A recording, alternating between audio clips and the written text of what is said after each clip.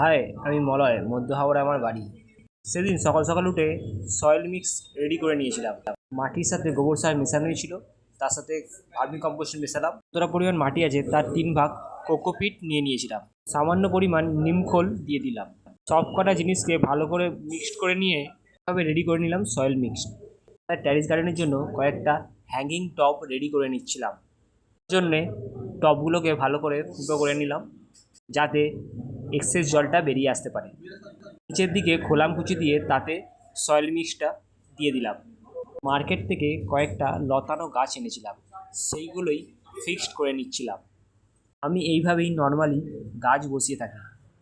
এইভাবে গাছগুলো সেট করে নেওয়ার পরে কিছুটা পরিমাণ জল দিয়ে দেব। আগে মানি প্ল্যান্টের ভিডিওতে আমি আপনাদের দেখিয়েছিলাম জলেতে কীভাবে মানি প্ল্যান্ট গ্রো করে থাকে।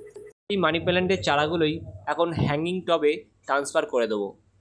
সেম প্রসেসেই টবগুলো রেডি করে নিচ্ছিলাম।